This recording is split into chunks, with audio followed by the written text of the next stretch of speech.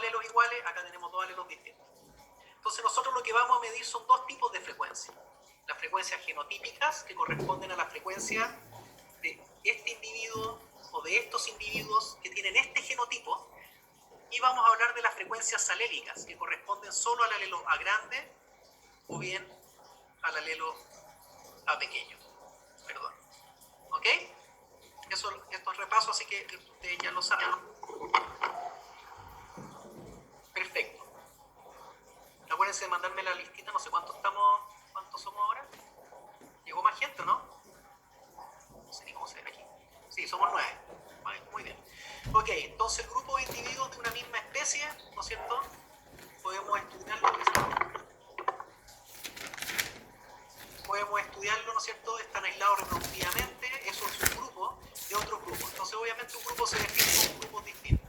Y van a estar en un hábitat determinado y esas poblaciones van a estar sujetas a ciertas fuerzas como por ejemplo cambios evolutivos, cambios genéticos que van a influir directamente en la frecuencia de lo que nosotros estábamos hablando, que son la frecuencia de eso o la frecuencia de esto. Perdón, eso.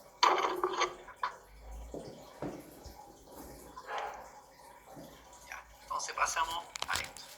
Entonces lo más importante es que ustedes identifiquen básicamente estos dos conceptos que están acá, frecuencias genotípicas y frecuencias génicas o alélicas. Las palabras son parecidas, pero obviamente significan distintas cosas. Esto es un genotipo compuesto por dos alelos, y esto es una frecuencia génica, que estamos hablando de la frecuencia de A grande o de A chica. Y si ustedes se acuerdan, nosotros habíamos, voy a ver si puedo hacerlo acá, habíamos hecho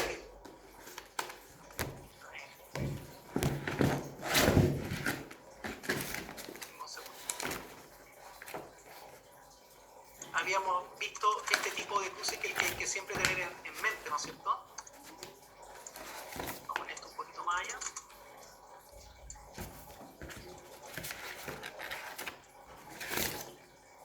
Este cruce obviamente nos va a dar esto, nos va a dar esto.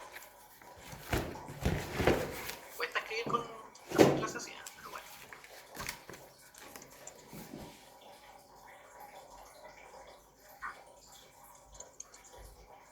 Paciencia. Ok, entonces ahora esto, como la genética de poblaciones se estudia con álgebra, básicamente se le designa como P y Q. Siempre se determina P y Q, P sobre todo al alelo que está en mayor cantidad, y por lo tanto lo vamos por convención, vamos a generalmente hablar del dominante, pero no necesariamente. Ustedes pueden elegir siempre P el que esté más frecuente. Entonces, si esto es así, y acá también tenemos por un lado P y Q, ¿no es cierto?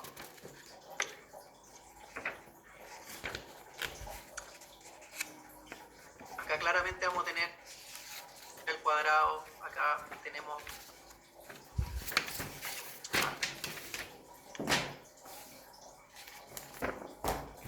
¿no es cierto? Dos veces el heterocigoto, y acá tenemos U cuadrado. ¿Ya? Entonces, obviamente aquí tenemos 2P por Q, porque A es P y A chica es Q. ¿Ya? Entonces a esto le vamos a llamar 2PQ. Y aquí sale todo el concepto de lo que hemos visto en genética de poblaciones. ¿Ya? Entonces, ¿se acuerdan que nosotros podíamos calcular las frecuencias genotípicas y también podemos calcular las frecuencias génicas o alélicas?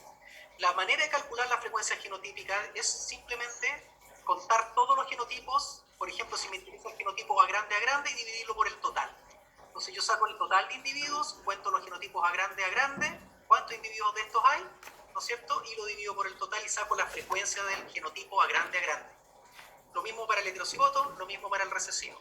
En cambio, las frecuencias alélicas, yo tendría que contar cada uno de los alelos. Se fijan, aquí tengo 2, 3, 4, 5, 6, 7, 8, 9, 10, 11, 12, 13, dividido por el total de alelos, que en el fondo, como son diploides, el número de individuos por 2. Pero yo les enseñé una fórmula que a mí me parece más simple, que puede ser de esta manera, que es la frecuencia del genotipo más, que los que han ido a clase, hemos tenido clase en conjunto, o sea, en otras secciones, y de repente les confundía la utilización de la fórmula, pero es lo mismo, esto se puede sacar de varias maneras. A mí me gusta esta manera, ¿ya? Entonces, si ustedes se fijan, ¿por qué esta fórmula? Porque esto considera todas las A que están acá, pero si ustedes se fijan acá, también hay A grande. También hay que considerarla, pero hay una sola A grande, por lo tanto es la mitad. Y no es 2 veces, ¿ok? Entonces se puede calcular de esta manera y obviamente la frecuencia de A chica se puede calcular de la misma forma. ¿Se entiende hasta el minuto, no? Esto lo hemos visto ya, así que no es nada nuevo. Ahí sí. Perfecto, entonces ahí tenemos la manera de calcular esta frecuencia. Entonces ya sabiendo estos dos puntos, tenemos la mitad de la clase ya avanzada. Entonces, por ejemplo, acá, ¿se acuerdan que nosotros vimos la manera de calcular la frecuencia génica? Y aquí nos algunas frecuencias, algunos ejemplos con los grupos sanguíneos. No nos vamos a detener en eso porque eso ya lo vimos. Acá tenemos acá está lo mismo que yo les mencionaba recién. Aquí está la fórmula. Pero se puede sacar de distinta manera. Ya, por ejemplo, aquí estamos contando los individuos, el total es 100 y tenemos la frecuencia. ¿Qué frecuencia sería esta? Esta es la frecuencia genotípica, porque estamos sacando la frecuencia del genotipo. 30 sobre el total, 50 sobre el total, 20 sobre el total. A partir de esta frecuencia genotípica podemos calcular la frecuencia alélica o génica, que es P y Q. Y yo también les mostré en la clase que P y Q obedecían a esta ecuación, ¿no es cierto? Si ustedes se acuerdan, el cuadrado, voy a hacer el cuadrado acá, más 2pq, estas son las frecuencias, ¿no es cierto? Más q cuadrado, debe ser igual a 1 porque es una frecuencia, las frecuencias siempre son igual a 1, no puede ser mayor que 1.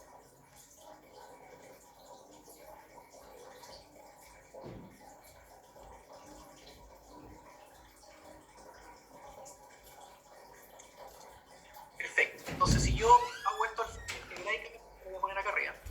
Si yo lo hago algebraicamente, esto es lo mismo que decir P más Q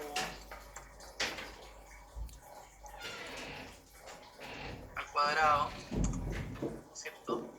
Igual a 1, que es lo mismo que decir P más Q, eso era álgebra, ¿no es cierto? Igual a 1, entonces si yo sé P, voy a poner acá, puedo despejar Q. Y eso es básicamente todo lo que tienen que saber, o lo principal. ¿Ok? Perfecto.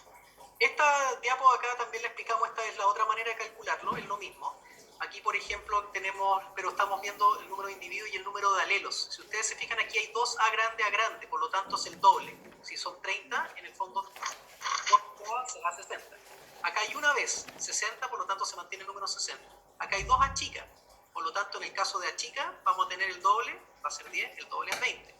En el caso del heterocigoto también hay una, por lo tanto se mantiene ese 60. Entonces nosotros podemos calcular el total, que está acá, y en base a ese total también podríamos calcular la frecuencia de P y Q sin hacer la fórmula, pero contando los alelos.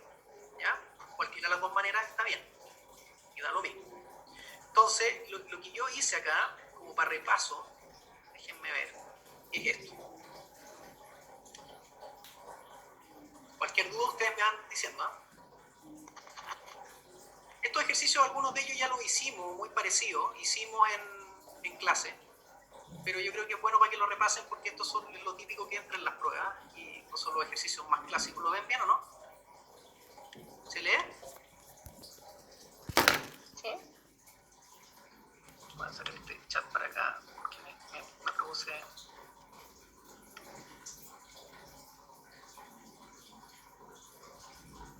Ya, ahí sí. Entonces, si ustedes se fijan, ¿cómo haríamos este ejercicio? Aquí dice, si uno de los alelos de un loco es autosomal. De partida, lo primero que hay que fijarse es que aquí dice autosomal. ¿Qué significa eso?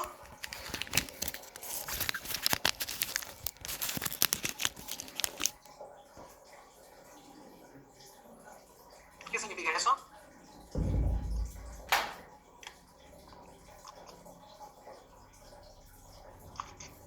¿Alguno de los que ustedes, Fabián, Catherine? Que no está ligado al género y sexo. ¿O estoy solo? Que no está ligado a los genes del sexo, profe. Exacto, que no están aplicados. Es que eso es importante identificarlos, porque acuérdense que en el caso de los genes que están ligados al sexo, si estamos hablando de macho, un X. ¿Recuerdan? La hembra tiene 2X, ahí se comporta igual. Pero en el caso del macho tiene un solo X, por lo tanto las frecuencias genotípicas van a ser exactamente iguales a las frecuencias génicas o alélicas. ¿Ok? Ojo con eso.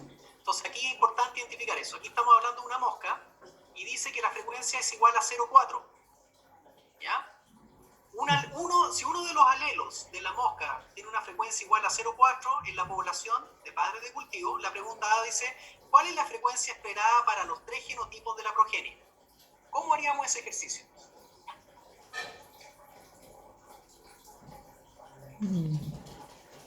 ¿Cómo lo harían?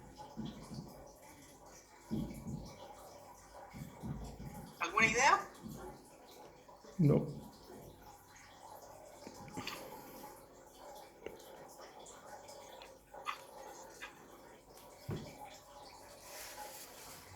Piensen un poquitito, tenemos tiempo. Acuérdense que si se me corta la sesión, les voy a mandar otra invitación al portal para que la abran, porque estas sesiones tienen duración de tiempo. ¿Qué dice? Dice la drosófila, está hablando primero que hay que identificar si esto es un genotipo o es un alelo. ¿De qué estamos hablando? ¿De frecuencias génicas o de frecuencias genotípicas? De un alelo. Un alelo. Por lo tanto, nos están hablando o de P o de Q. Y yo sé que eso es igual a 1, ¿o no? Sí. Tengo uno de ellos. Como dijimos que el P siempre se habla del mayor, voy a decir que en realidad esto es lo que tengo. ¿O no? Sí. Ya. Entonces con eso yo puedo sacar cuál es la frecuencia de P, que va a ser 0,6. ¿Sí? Entonces me dicen cuál es la frecuencia esperada de los 3 genotipos.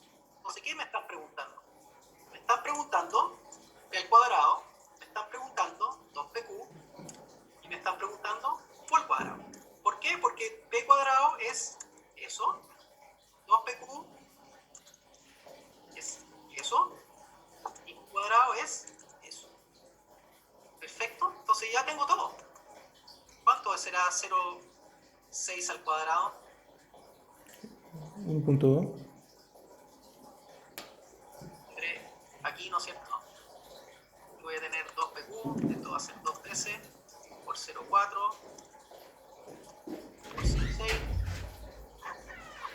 Pues voy a tener eso que va a ser 0,4 al cuadrado. Entonces esas son las frecuencias de los 3 genotipos en la progenie. Y me están preguntando por una frecuencia, no me están preguntando por número de individuos, una frecuencia. Entonces sáquenme eso. Acá. A ver.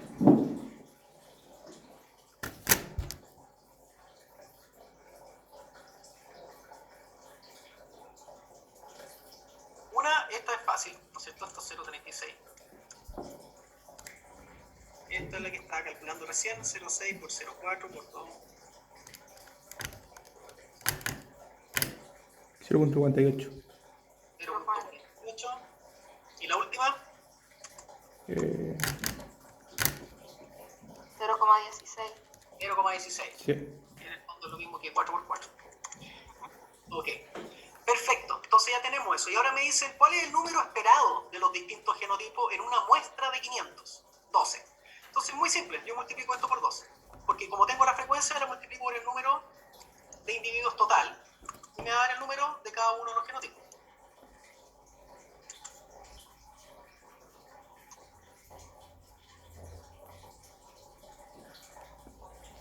Eso me da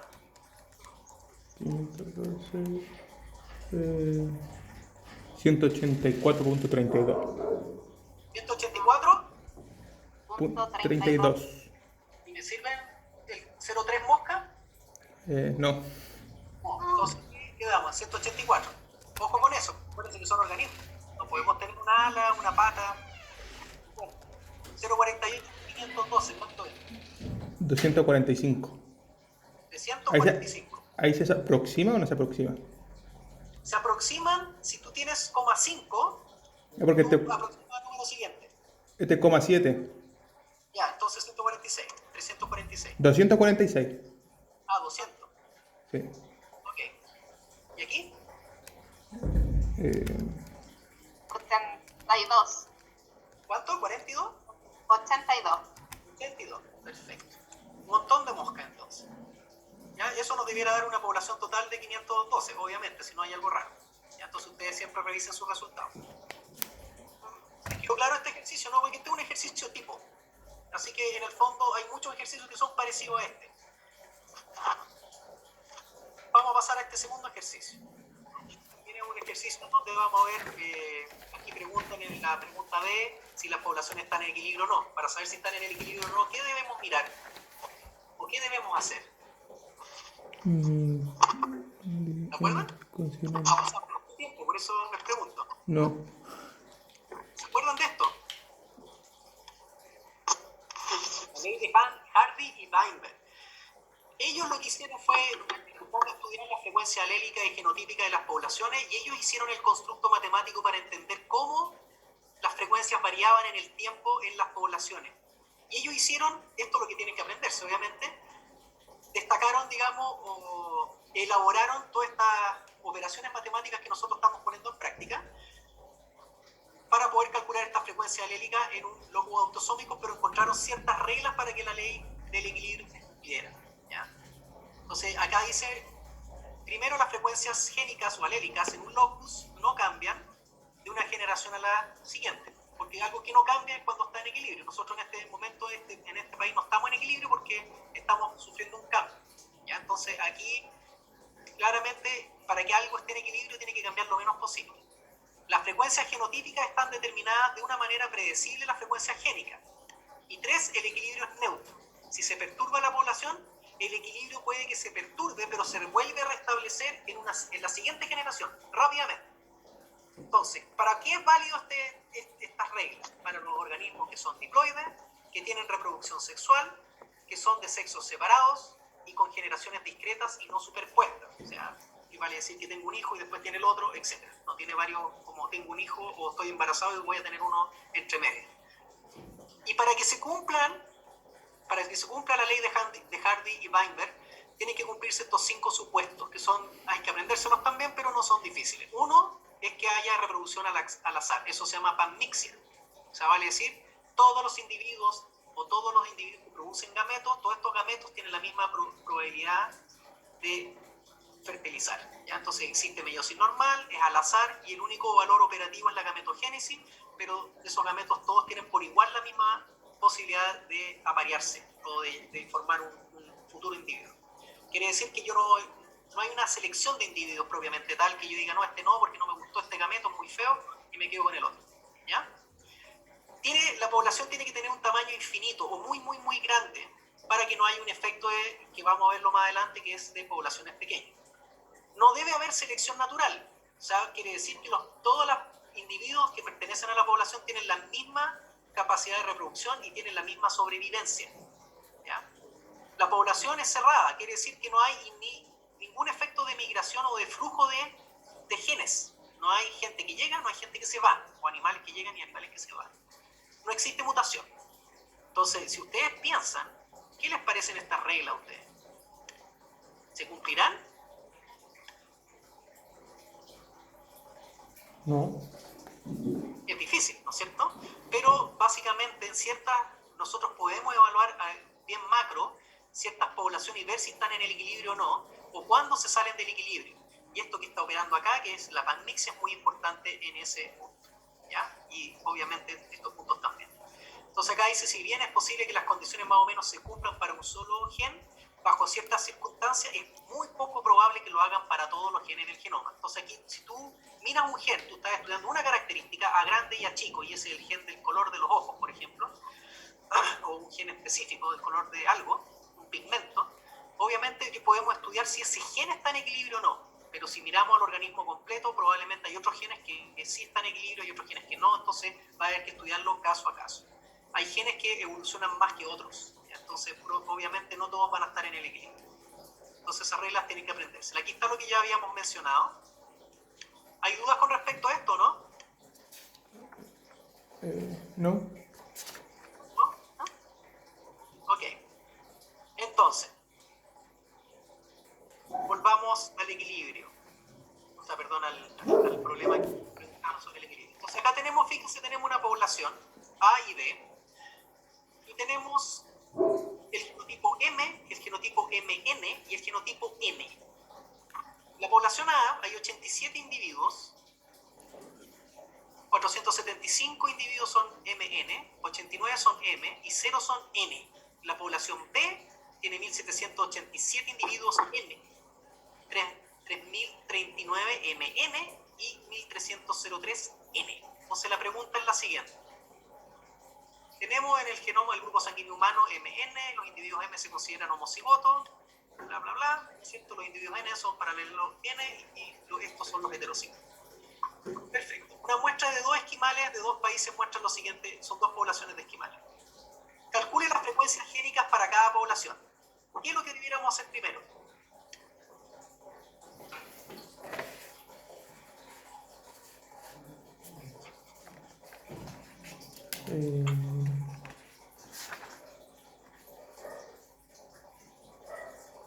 ¿Qué vamos a hacer primero para calcular las frecuencias génicas? ¿Qué nos están preguntando?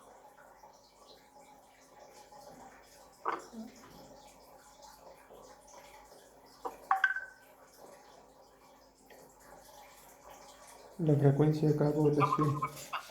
Bienvenidos los que se integran a esta super clase. ¿Y a qué vamos a hacer primero?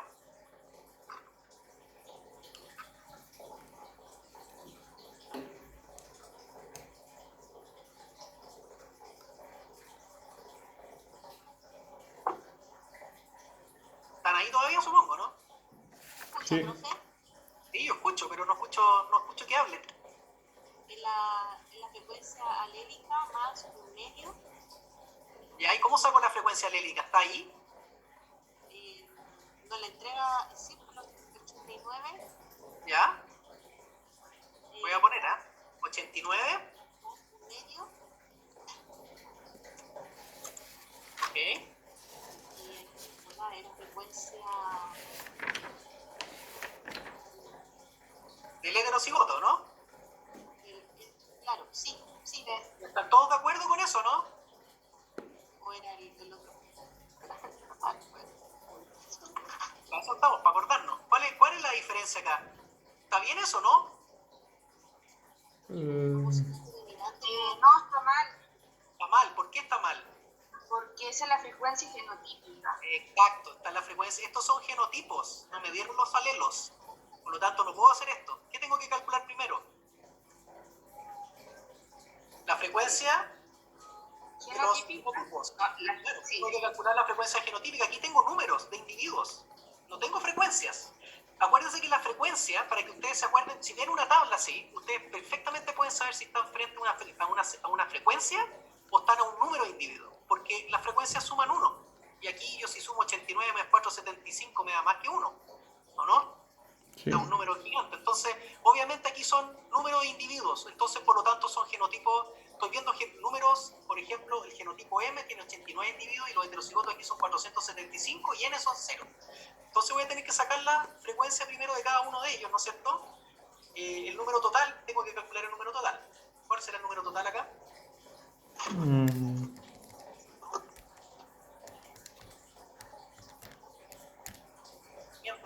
Algo, ¿no? 564. 564, 64. ya. Entonces es el total. Vamos a poner acá arriba. Total. Entonces ahora sí, yo puedo dividir esto por 564. Esto va a ser MM. Uy, me quedo chico eso. MM. MN va a ser 475 dividido por 564. Y NN va a ser 0. Este es fácil. 564. Entonces, ¿qué me da cada uno de esos datos? Este ya lo saben. 0. 0,157. 0,5. 1,157. 1, 157. 1,157. Sí. 0,842. Ya, entonces ustedes, como yo le digo a mi hija cuando estudia matemática, lo primero que tienen que hacer es ver si eso suma 1, para saber si están bien o no. Ya siempre comprueben esas cosas porque es fácil, suman y tiene que darle 1. Acuérdense que las frecuencias dan 1. Ya, entonces si tenemos eso, ahora sí podemos hacer la frecuencia, ¿no es cierto?, de m y la frecuencia de n, y podríamos calcularlo como lo habíamos pensado, ¿no es cierto? Esto sería 0.57 más 1/2 de 0.42. ¿Cuánto me da eso?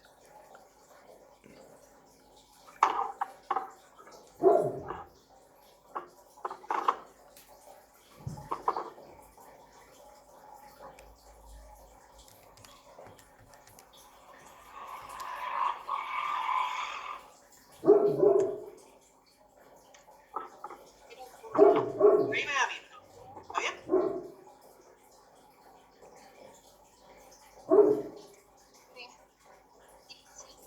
Sí, está bien. Perfecto. Entonces vamos a hacer esta. Esta es la 0 más 1/2. Fíjense que aquí se refleja súper bien al no tener individuo n, pero se fijan que hay una n escondida en el heterocigoto y esa es la n que vamos a calcular.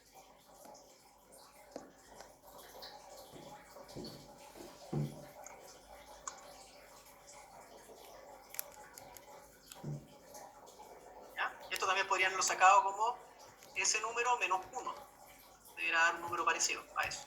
Y también podrían haberlo calculado de la siguiente manera. Podrían haber dicho, si no quieren hacer esto, digamos, podrían haber dicho la frecuencia de los homocigotos, podrían haberlo escrito así, que es lo mismo, ¿eh? Más 1/2, como lo estaban planteando recién, que dijimos que estaba equivocado, pero porque no estaba completo en el fondo. De eso, y todo esto tiene que estar dividido por un total. ¿Dónde está el paréntesis?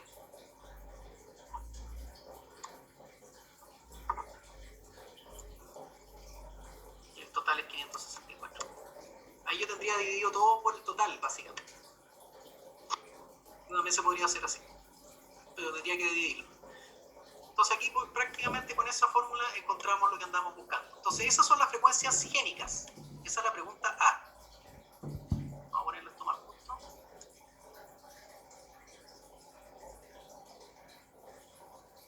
La pregunta B, ¿cómo la hacemos entonces? Para saber si la población está en equilibrio o no.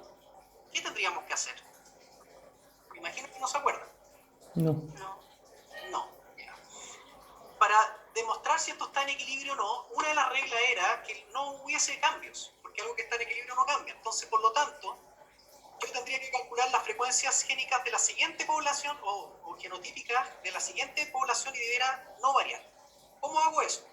Bueno, yo tengo P y tengo Q. Esto es P y Q, ¿no es cierto? Vamos a ponerlo acá, P, y esto lo vamos a poner acá, Q. Por lo tanto, yo puedo decir, ¿qué pasa en la siguiente generación hipotéticamente? Entonces yo voy a calcular, voy a calcular P al cuadrado, voy a calcular 2PQ, y voy a calcular Q cuadrado, usando esos valores que ya calculé de la población real. Entonces, ¿cuánto me daría P cuadrado? Eso sería 0.577.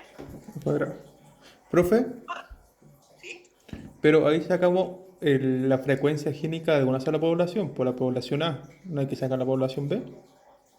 Sí, no, pero es que nos van a pedir comparar cuál de estas poblaciones están en equilibrio. Entonces, cada cálculo se hace por separado. Nosotros estamos evaluando la población A en este minuto. Después vamos a ver la población B. Ya. ¿Okay? Entonces, en este caso, yo estoy calculando con la frecuencia alélica que calculé de la población real que tengo acá. Estoy calculando qué pasa en la siguiente generación al calcular, utilizando estos alelos, qué pasaría si es que se cruzan de manera que se cumple la panmixia y se cruzan todo al azar. Si se cruzan al azar, yo lo que voy a tener es lo siguiente. Voy a tener A, o bueno, en este caso era M, voy a tener N, por un lado y voy a tener m.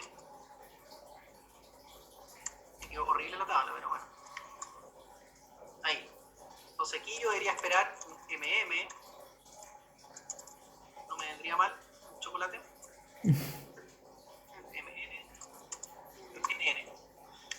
¿Se fijan? Entonces esto es teórico. Si esto se produce este cruce, que sería todo al azar, cualquiera de los alelos tiene la misma oportunidad de encontrar una pareja, digamos, o de producir un individuo, esto es lo que yo debería esperar en la siguiente generación. Entonces eso es lo que estoy calculando acá. Entonces, por ejemplo, en este caso, esto me debería dar 0.332. 0,332929. ya, dejémoslo ahí. Este de acá, ¿cuánto da? Se no lo saco. 0,4858. 48, 58. 58. Perfecto. ¿Y este de acá? Es el es 0. Tengo un gato que llora. Tiene hambre. Un cuadrado. 0,1772. 17, 72. 72. Perfecto. Entonces ya con esto me falta solo un detalle. Yo ahora quiero saber cuántos individuos yo esperaría ver en la población. Teníamos 564. Entonces, por lo tanto, por 564 por 564, yo, si todos estuvieran en equilibrio, todo estuviera bien, yo esperaría ver estos individuos. Sería, el primero es 0.3329 por 564, 188. 188. Sí. Y el de acá me da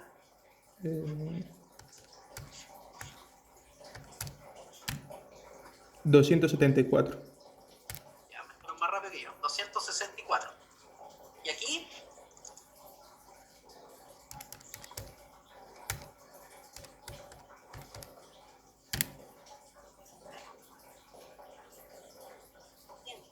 ¿100? En la segunda a mí me dio 273, 74. 274, sí. Ah, puso 264. Sí, 274. ya, 100. 100. Entonces, fíjense que si uno podría haber dicho, bueno, pero ¿cómo es que me va a dar distinto acá si estoy usando el mismo P y Q que calculé de acá? Pero fíjense, yo esperaría ver 100 individuos de Q cuadrado, o sea, de NN, y hay 0. Entonces, lo que vamos a ver es si estas dos poblaciones, o sea, si esta población está en equilibrio o no. Pero yo no lo puedo saber así como a vista. Podría especular, pero ustedes, como son del área de ciencia, no pueden especular. Entonces lo que vamos a hacer es un test estadístico. Y ese test estadístico, voy a agregar una diapositiva. Ese test estadístico se llama el test de chi cuadrado, ¿no es cierto? Sí. Ya.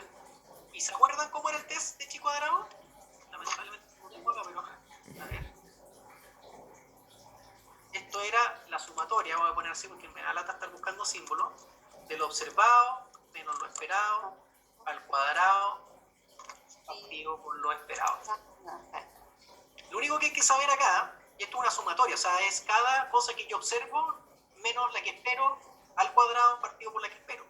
¿Qué es lo que es lo observado y qué es lo que es lo esperado? Esto es lo que yo observé en la vida real, esto es lo que yo calculé, esto es lo que yo espero.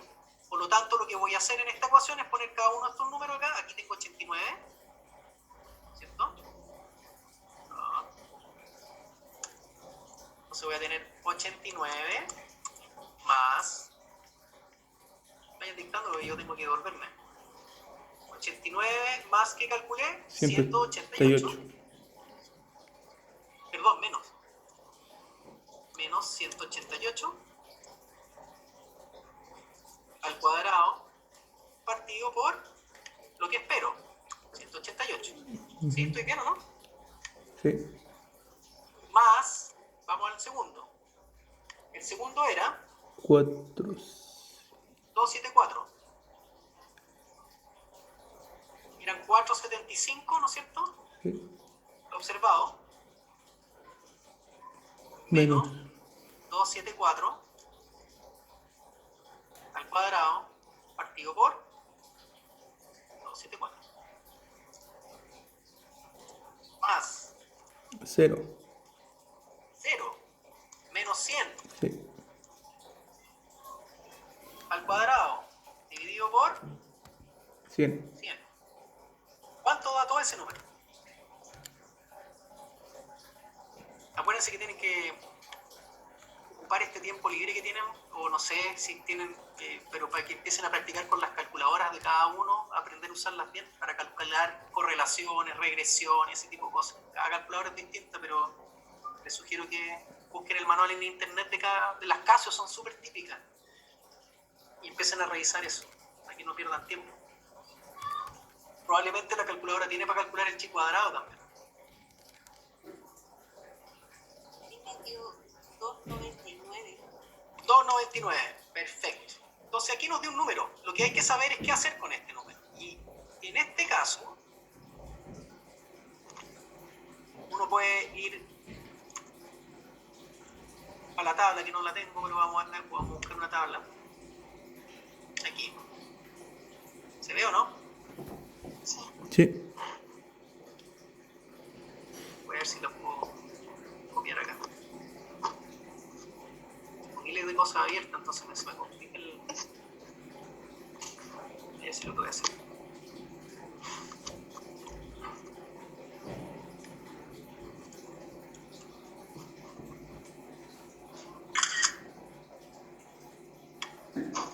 Ya. Entonces, si ustedes se fijan, acá está la tabla. Entonces, ¿qué me dice la tabla? Lo que hay que saber, primero que nada, es en el fondo qué grado de exigencia le vamos a dar a la tabla, y eso ustedes deben haberlo visto en estadística, ¿no es cierto? En el fondo, generalmente se utiliza un 5%, que es el número que está acá, y dependiendo, me parece que esta es la distribución de chi cuadrado, ¿sí? Dependiendo de cuántos grados de libertad yo le dé a la tabla, yo voy a escoger un valor. Yo me acuerdo que era otro número acá. Bueno, entonces los grados de libertad van determinados, ¿no es cierto?, generalmente por el número depende de lo que uno esté observando, siempre es un n-1, y por lo tanto en este minuto nosotros estamos observando que hay 3 genotipos, y sería un s-1, eso me da 2 grados de libertad, ¿ya? Porque son 3 genotipos, hay un homocigoto dominante, un heterocigoto y un recesivo, menos 1 serían 2. Entonces en el fondo yo podría ver este valor de acá que no alcanzo de ver qué, y decidir con un 0,05% o un 5% de exigencia. No me gusta esta tabla, vamos a cambiarla porque no me gusta esta tabla. Mejor, más.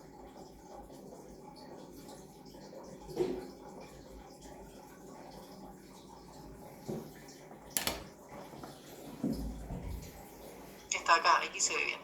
Entonces ustedes se fijan, uno puede escoger, aquí está la exigencia que uno le está dando, y uno puede escoger, ¿no es cierto?, de acuerdo a los grados de libertad. Lo único que tienes que, si fuera un grado de libertad, uno se va y sigue la línea hasta acá y selecciona ese valor. Entonces la pregunta es, si mi número que calculé es más grande que el valor que sale acá o no. Si el número que yo calculé es más grande, uno podría decir, ¿se acuerdan de eso? Si lo vimos en clase. ¿Qué decíamos cuando el número era más grande que lo calculado?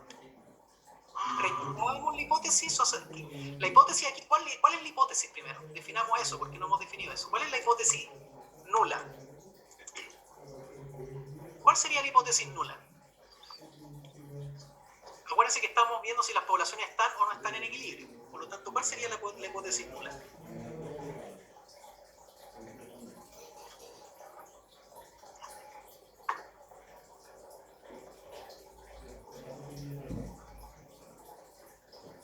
¿Cuál sería?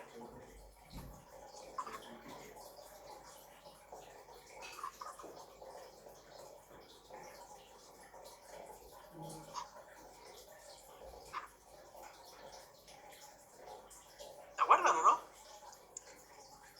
La hipótesis nula es que la población está en equilibrio. ¿Qué es lo que yo quiero ver como investigador? Rechazar la hipótesis nula, que es